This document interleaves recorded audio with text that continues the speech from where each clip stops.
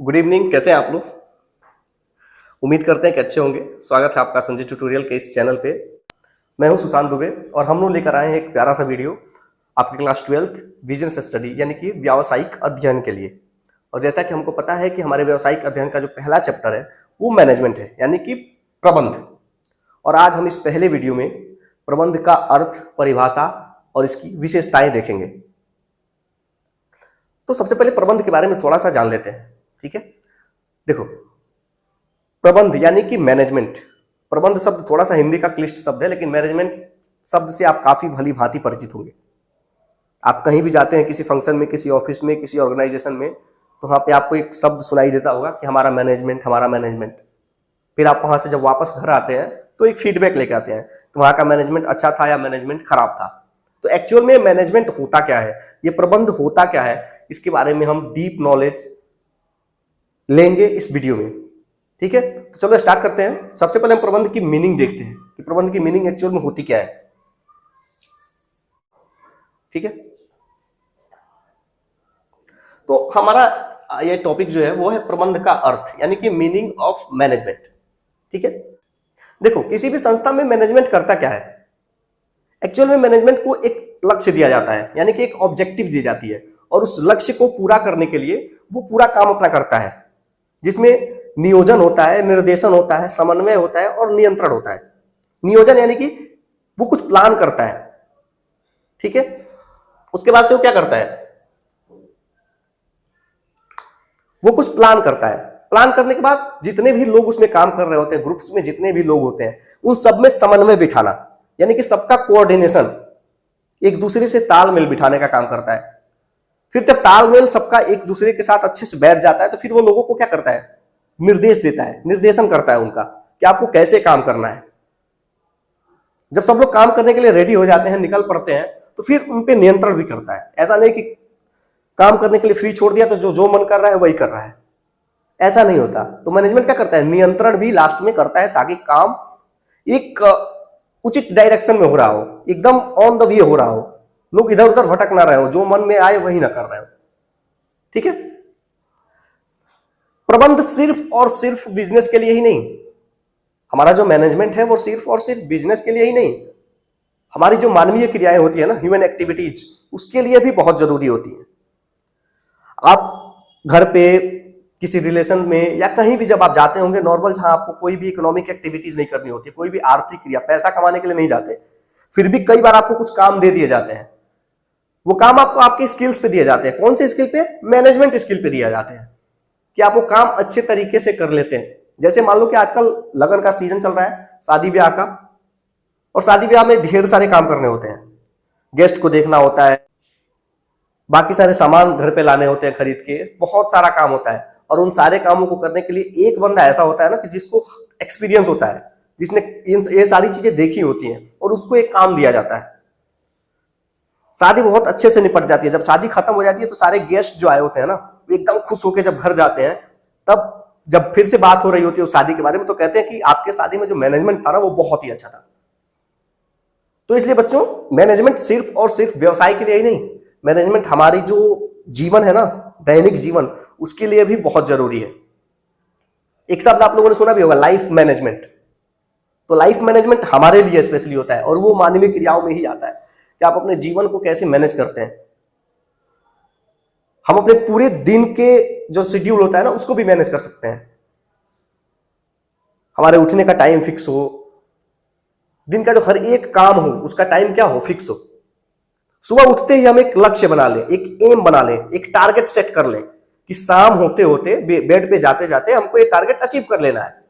तो वो target achieve करने में आप जितने एफर्ट्स लगाते हो ना, वो ही क्या होता है, आपका मैनेजमेंट होता है। ठीक है, और सेम यही काम किसमें होता है, बिजनेस में होता है। वहां भी क्या किया जाता है, एक टारगेट सेट कर लिया जाता है, उस टारगेट को पूरा करने के लिए हम ये सारा काम करते हैं, जिसमें अभी हमने देखा नियोजन, समन्वय, नियंत्रण और निर्देशन। ये सारा काम उस टारगेट को पूरा करने के लिए किया जाता है, और एक इसमें आता है मैनेजमेंट में।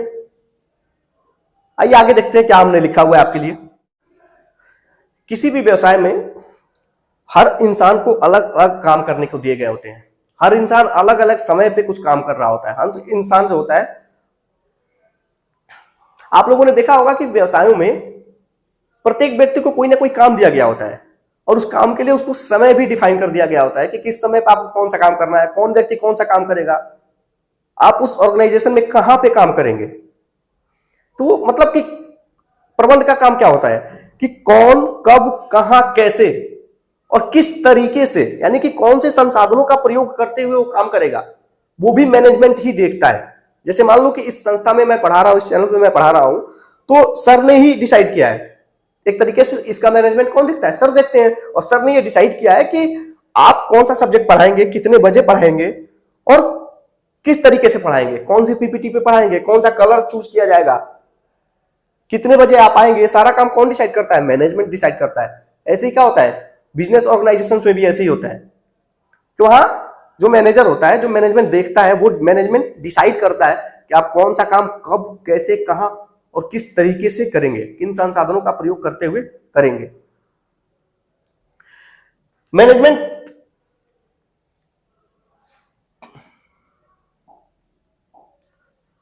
हमारा प्रबंध जो है वो प्रभावी ढंग से दक्षतापूर्वक कार्य को पूर्ण करने की प्रक्रिया के रूप में परिभाषित किया गया है।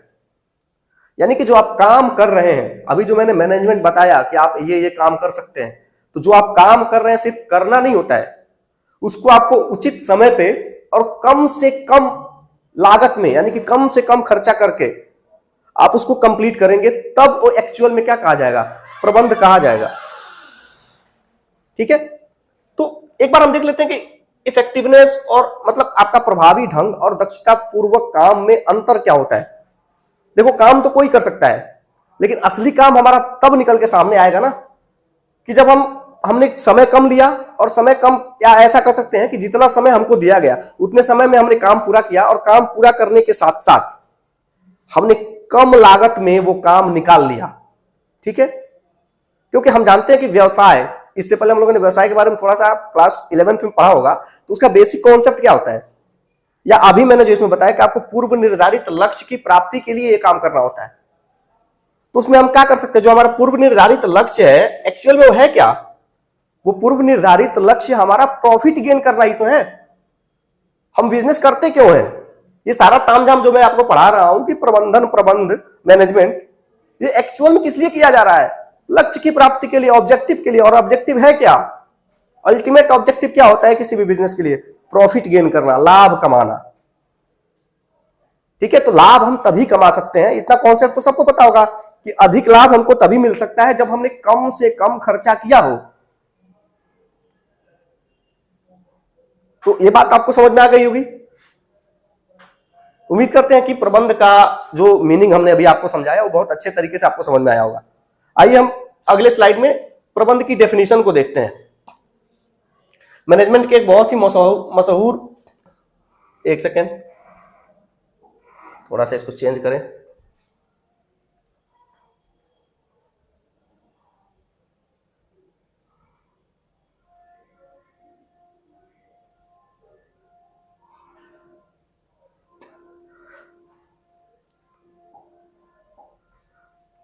देखो बच्चों, हमारे इस मैनेजमेंट चैप्टर में ना कुछ नाम आएंगे काफी इंपॉर्टेंट, तो मैं डेफिनेशंस उन्हीं नामों के दूंगा ताकि आपको पहले से याद होते रहे। ठीक है, तो हमारे मैनेजमेंट पे एक बहुत ही मशहूर नाम है FW टेलर का। ये बहुत बड़े विद्वान थे मैनेजमेंट में, इन्होंने बहुत अच्छी अच्छी बुक्स लिखी, अच्छे अच्छे कॉन्सेप्ट दिए। तो मैंने सोचा इन्हीं की डेफिनेशन मैं आपको दिखाता हूं। अभी जो मैंने आपको मीनिंग समझाई ना, उससे अब आप इसको रिलेट कर पाओगे। अगर मैं डेफिनेशन पहले आपको दिखाता तो हो सकता है कि आपके क्या कहते हैं, गूज बम्स हो जाते डर के मारे कि सर कौन सा शब्द दे दिया हमको, लेकिन अब शायद आपको समझ में आएगा। देखो क्या लिखा हुआ है, प्रबंध में निर्धारित उद्देश्य को प्राप्त करने के लिए नियोजन यानी कि प्लानिंग, संगठन ऑर्गेनाइजेशन, निर्देशन यानी कि डायरेक्टिंग, नियंत्रण की प्रक्रिया द्वारा सभी संसाधनों का प्रभावी उपयोग अंतर्निहित है। यानी कि एक प्रबंध में इतनी सारी चीजें होती हैं, और ये मैं आपको मीनिंग में ही बता चुका हूं। ठीक है ना, एक बार और से एक्सप्लेन करते हैं इसको, अब ध्यान से सुनना। प्रबंध में निर्धारित उद्देश्य हमारा क्या था? प्रॉफिट कमाना, या मान लो कोई काम खत्म करना, इस तरीके से समझ लो। मान लो आपको कोई काम दिया गया और उस काम को खत्म करना है, तो खत्म करना ही हमारा क्या हो गया, उद्देश्य हो गया। तो जैसे मान लो कि मुझे काम दिया गया आपका सिलेबस कंप्लीट करने का, तो मैं अब सारा एफर्ट जो कर रहा हूं ना वो उसी लिए कर रहा हूं। तो हमारा अल्टीमेट एफर्ट जो होता है निर्धारित उद्देश्यों को प्राप्त करने के लिए, मतलब इस कोर्स को कंप्लीट करने के लिए नियोजन, जितनी मैं प्लानिंग बनाऊंगा, संगठन, हमारे ग्रुप्स में जो कुछ ग्रुप्स बनेंगे, कुछ लोगों के समूह बनेंगे हमारे, ताकि वो लोग हमें क्या कर सकें, इस काम को कंप्लीट करने में हेल्प कर सकें। और फिर उन लोगों का क्या निर्देशन, लोगों को जुटा के ऐसे काम तो हो नहीं जाता है, उनको एक बार क्या करना होता है, निर्देश देना होता है कि आपको ये काम कैसे करना है। फिर नियंत्रण, जब लोग वो काम करने के लिए रेडी हो जाए और मैदान में निकल पड़े, तो उनको नियंत्रण भी रखना होता है। ऐसा ना हो कि रास्ता भटक जाए, उनको फ्री छोड़ दो, जो मन करे वो करे, ठीक है, तो ऐसा नहीं चलता। हमको क्या करना पड़ता है, नियंत्रण करना पड़ता है। संसाधनों का प्रभावी उपयोग, अब ये नहीं कि आपने किसी को फ्री छोड़ दिया काम करने के लिए, जाओ तुम जो मन करे वो काम कर लो, तो फ्री छोड़ दिया तो इसका मतलब आप जो मन में आए वही यूज कर ले, सारा सामान खत्म कर दें और किसी के लिए कुछ छोड़े ही ना, तो ये बेस्ट मैनेजमेंट नहीं कहा जाएगा। मैनेजमेंट उसी को कहा जाएगा जिसने उसका क्या किया हो, प्रभावी उपयोग किया हो। यानी कि कम से कम साधन, जो मैंने अभी पीछे पढ़ा था, कम से कम साधनों का प्रयोग करके आप जो काम करते हैं वही क्या होता है, मैनेजमेंट का हिस्सा होता है। तो ये सारी चीजें एक मैनेजमेंट में क्या होती है, अंतर्निहित होती हैं। ये किसने कहा था, FW टेलर ने, ठीक है। तो इसका आप चाहें तो स्क्रीनशॉट ले सकते हैं, और ये डेफिनेशंस आपको याद हो जानी चाहिए, और स्पेशली इन साहब का नाम तो जरूर याद हो जाना चाहिए, FW टेलर, क्योंकि जब तक हम लोग मैनेजमेंट पढ़ेंगे ये हमारा पीछा नहीं छोड़ने वाले हैं, ठीक है। आगे बढ़े, आइए।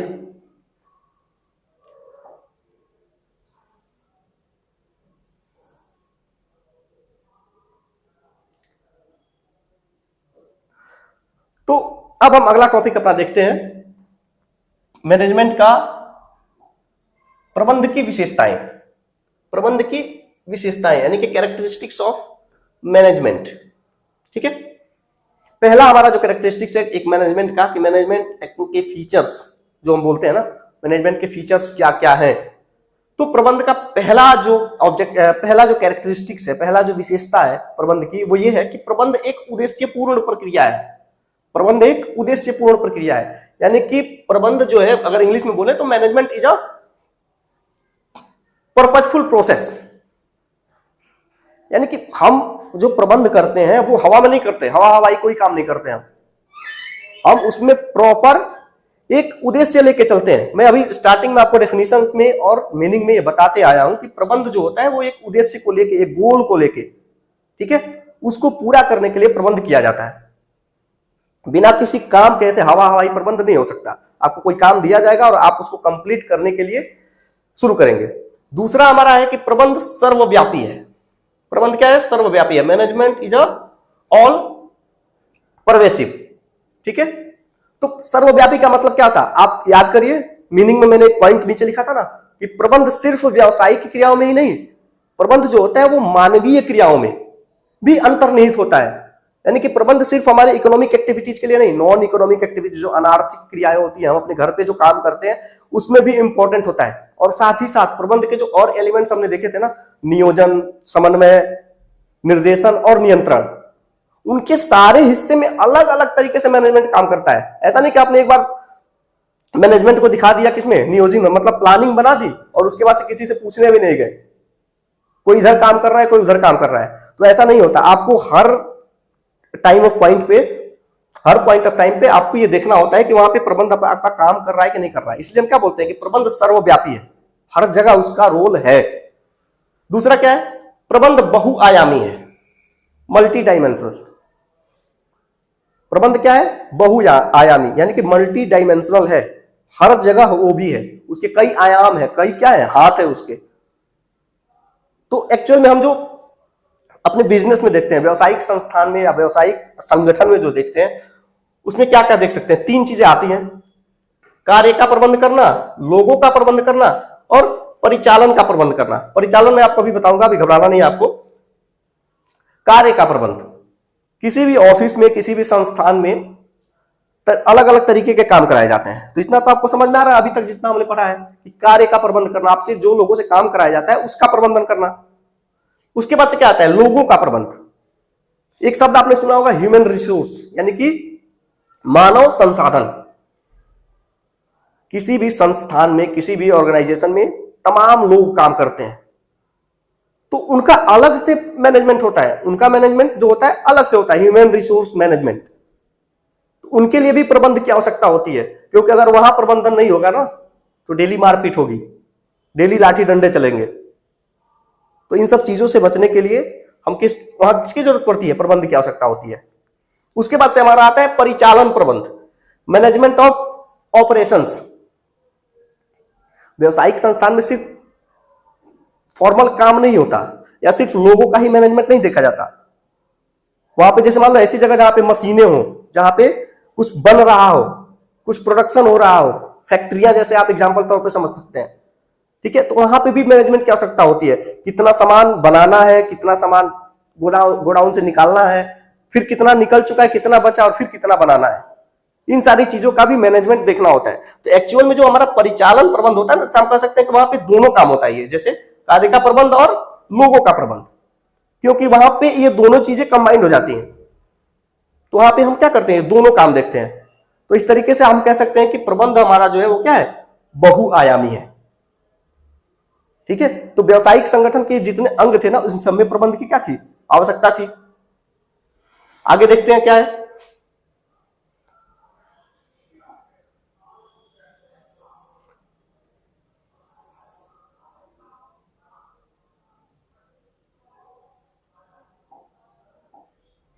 अब देखो अगला टॉपिक जो हमारा है, प्रबंध एक निरंतर चलने वाली प्रक्रिया है। प्रबंध एक निरंतर चलने वाली प्रक्रिया है। तो इंग्लिश में इसको क्या बोलेंगे, management is a continuous process, ठीक है। तो प्रबंध कभी खत्म नहीं होता, कभी बंद नहीं हो सकता प्रबंध। अगर व्यावसायिक संस्थान चल रहा है, जहां पे आपका मैनेजमेंट एक बार शुरू हो चुका है, तो जब तक वो चलता रहेगा तब तक आपका प्रबंध भी चलता रहेगा। या आप ऐसे कह सकते हैं कि व्यवसाय को चलाने के लिए हम प्रबंध को चलाते रहना भी क्या होता है, जरूरी होता है। इसलिए प्रबंध निरंतर चलने वाली प्रक्रिया, उसको हम कभी खत्म नहीं कर सकते, कभी बंद नहीं कर सकते, ठीक ना। उसके बाद से क्या है, प्रबंध एक सामूहिक प्रक्रिया है। तो अभी तक जो मैंने प्रबंध की जो पहली मीनिंग, आपको पहला पॉइंट जो उसमें बताया था, उसी में बात नहीं थी कि प्रबंध जो हमारा एक सामूहिक प्रक्रिया है। हमने बोला था ना कि चेयर पे एक आदमी बैठा होता है और वो लोगों से काम कराता है। पॉइंट में लिखा था ना कि प्रबंध लोगों से काम कराने का सशक्त माध्यम है।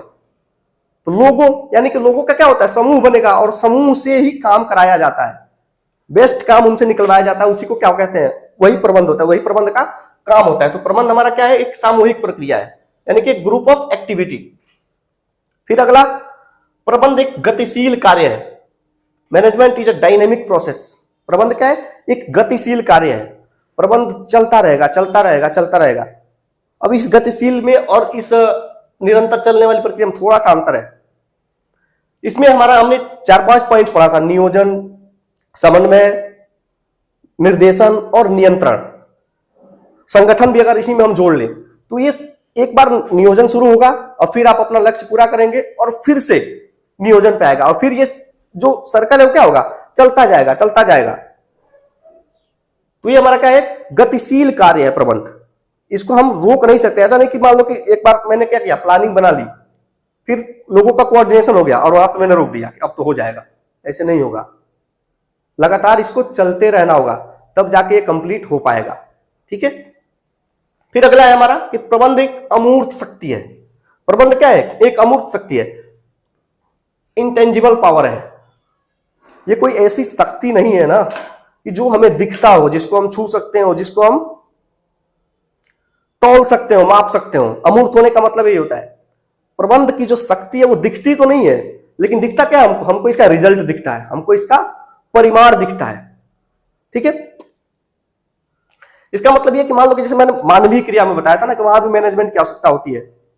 मान लो आप कहीं गए, किसी संस्थान में गए, किसी ऑफिस में गए, किसी फंक्शन में गए, तो वहां आप चाहते हैं तो फीडबैक लेके वापस आते हैं, एक पॉजिटिव फीडबैक और एक निगेटिव फीडबैक। तो वो जो फीडबैक लेके आते हैं ना, एक्चुअल में वही शक्ति होती है उसकी। अगर आप वहां से नाखुश हो गए तो क्या कहें, यार वहां का मैनेजमेंट बहुत ही खराब था, और खुश होकर आए तो बेस्ट मैनेजमेंट मिला है, सबको सबसे अच्छा हमको वहां का मैनेजमेंट लगा। तो वो जो आप बोल रहे हैं ना, जो फील करके, वही उसकी क्या होती है, शक्ति होती है। तो इसीलिए हम क्या करते हैं, प्रबंध एक अमूर्त शक्ति है। आपने देखा तो नहीं, लेकिन क्या किया, फील किया उसको। आगे देखते हैं क्या है। सबसे लास्ट में व्यक्तियों से कार्य करवाने की प्रक्रिया, जो हम एक्चुअल में पढ़ चुके हैं, लेकिन फिर भी एक बार देख लेते हैं कि प्रबंध क्या है। अन्य व्यक्तियों से काम करवाने की एक प्रक्रिया है। मैनेजमेंट एक ऐसा प्रोसेस है ना कि जिसमें हम खुद काम नहीं करते, हम काम करवाते हैं। लेकिन भले हम काम करें ना करें, उसका हिस्सा सदैव बने रहते हैं। कैसे? उसके जो अंग है, नियोजन, समन्वय, संगठन, निर्देशन, नियंत्रण, ये हमको करना होता है। यानी कि जो इंसान काम करवा रहा है। आई बात समझ में? तो उम्मीद करते हैं कि आपको ये सारे पॉइंट समझ में आए होंगे। आज हमने क्या डिस्कस किया, प्रबंध की मीनिंग, डेफिनेशंस और कैरेक्टरिस्टिक्स के बारे में। ठीक है, तो बस साथ बनाए रखिए, और वीडियो अच्छा लगे तो लाइक, शेयर और सब्सक्राइब जरूर करें, और जोड़ दें बाकी लोगों को, क्योंकि यूपी बोर्ड के लिए जान लीजिए कि गोल्डन चांस है। इतने अच्छे प्लेटफॉर्म पे सर का इतना बड़ा नाम है और इतना बड़ा चैनल है, और वहां पे आपको इतनी अच्छी क्वालिटी के कंटेंट्स मिल रहे हैं, और भी सारे कंटेंट्स हैं। सबके साथ जुड़े रहिए और प्यार बनाए रखिए। फिर जल्द मिलते हैं अगले वीडियो के साथ। Thank you.